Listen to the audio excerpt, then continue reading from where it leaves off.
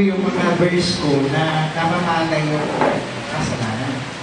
Pero kwento na ni Mother Freddy kung paano namana. Sabi mo na Mother Freddy kanina, di ba? So namana natin yan sa ating mga magulang. Sino ba yung magulang natin? Yung mother doon, sabi ni Pastor kanina, yung mother dito, ayan ang mother. Siyempre may nanay si David. Pero may nanay talaga tayo. Sino yung nanay natin?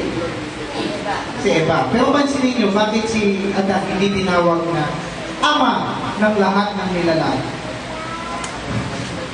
Bakit si Eva lang? Hindi masagot yan ng mga kapatid natin doon sa Facebook.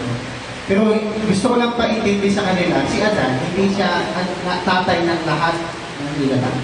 Si Eva lang. So ngayon, ano yung mga verse? Paki-please mo na yan. Unplease. Okay. Ayan na, pakitanggal ko. Now then, it is no more that I do it, but sin that dwelleth in me. Nakita niyo po? For I know that in me, that is in my flesh. Nakita niyo? Sa 18. Mayroong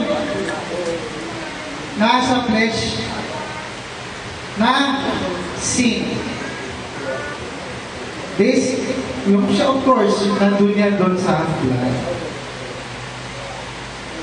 Ngayon, ano ang equivalent ng sin? Sin is equals to, death. Amen kayo mga kapatid. For the wages of sin is death. Romans 3:23. O ngayon, pag kayo nagbasa ng Bible, hindi lahat ng kasalanan pare-parehas ang ibig sabihin. May tatlong klase ng kasalanan. 3 kinds of sin. Una, hamar, tiya. Pangalawa, hamar, tema. Pangatlo, hamar, tano. Okay. So, ano ibig sabihin hamartiya? Inherited sin. Namana. Malinaw po yung talata. Romans 7:17 to 18. May kasalanan na nanahan sa tao. So, ang kasalanan na yan yung minana natin, kanino? Kay Eva at Adan. Ngayon, binanggit ni Pastor kanina, ano yung hindi pinapasa ng magulang sa anak? Yung present committed sin.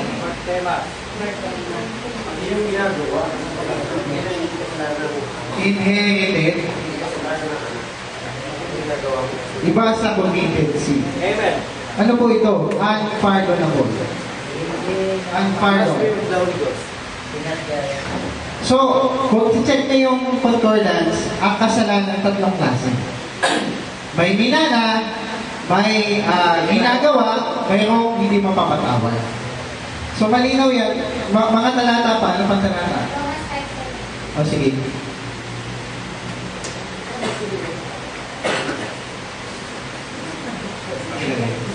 For if by one man offends death, sino yung one man?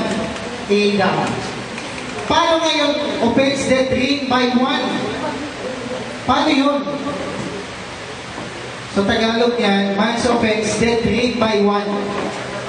Pumasok, nag-reign sa lahat yung death, yung offense ng isang tao na yun, sa lahat, sa pamamagitan ng isa. Sino yan? Yung unang magulang natin.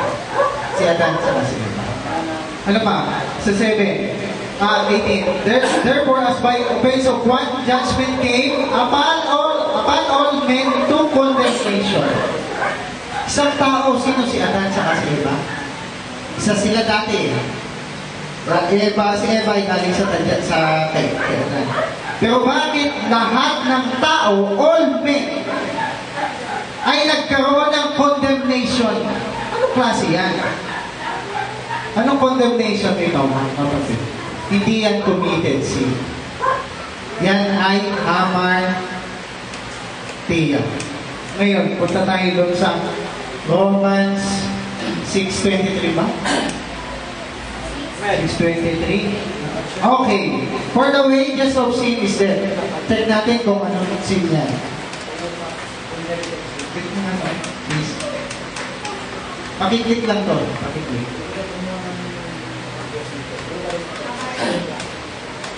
Pinilis ko eh. Yun. Kita niyo po? Offense. Hamartia pa na yung sin na yun. For the wages of sin is death. So ngayon, bakit kailangan dumating si Kristo? Bakit kailangan dugo ang ipangbayad ni Kristo? Sabi doon, may rules ang Bible, may rules ang Diyos.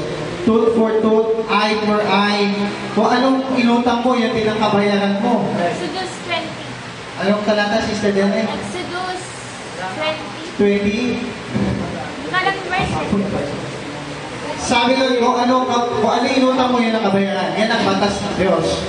Eh ngayon, bakit ang pangbabayad ni Kristo dugo niya? Kasi, nagkasala ang tao sa dugo. So blood din. 1 minute na lang. Because of the blood of the Lamb slain, Jesus Christ, lilinisin niya ang kasalanan na nadumihan. Sinong dumumihan? Yung kaaway.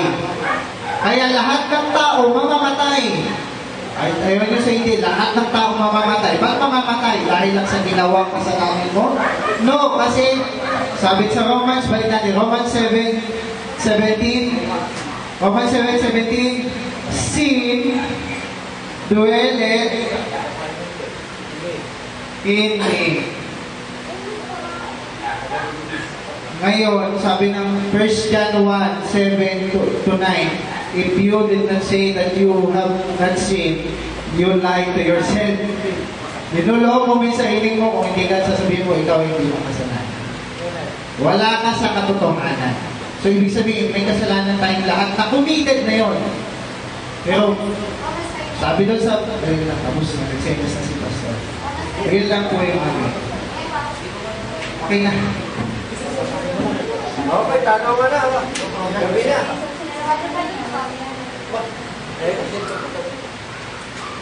Sorry.